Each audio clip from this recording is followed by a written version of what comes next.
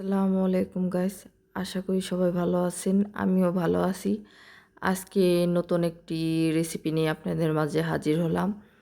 আজকে চিংড়ি মাছ দিয়ে কাঁকরোল ভাজি। তো পুরো ভিডিওটি দেখার জন্য আমার সাথেই থাকুন। এই তো চুলায় কড়াই বসাই দিলাম।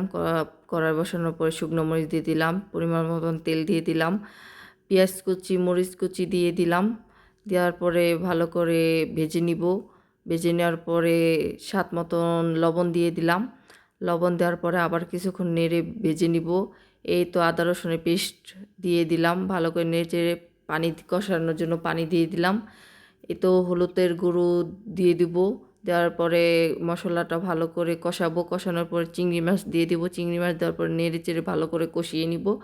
কষানো হয়ে গেলে তো পানি দিয়ে দিলাম চিংড়ি মাছটি রান্না হওয়ার জন্য। পানিটা যখন ভালো করে কষানো হবে, কষানো হয়ে গেলে চিংড়ি মাছটা একটু ঢেকে দিব। ঢেকে দেওয়ার পরে ঢাকনা খুলে এই তো ভাজিটা দিয়ে দিলাম, কুটে রাখা ভাজিটা দেওয়ার পরে ভালো করে নেড়ে চেড়ে মিশিয়ে নিব। মিশিয়ে নেওয়ার পরে ভালো করে কয়েকবার মিশিয়ে নিব। মিশিয়ে নেওয়ার পরে ঢাকনা দিয়ে দিব। ঢাকনা দিয়ে ঢেকে দিব। ঢেকে দেওয়ার কিছুক্ষণ পরে আবার নেড়ে চেড়ে দিব।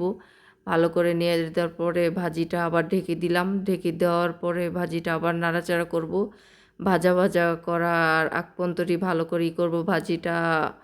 এই তো আমার রান্না হইতে আছে ভাজি। নেড়ে চেড়ে ভালো করে ভাজিটা রান্না করে নিব। একটু পরে পরে নেড়ে নিব। তো আমার ভাজি প্রায় অলমোস্ট রান্না হয়ে গেছে। এই যে ফাইনাল লুক। ভিডিওটি দেখার জন্য অসংখ্য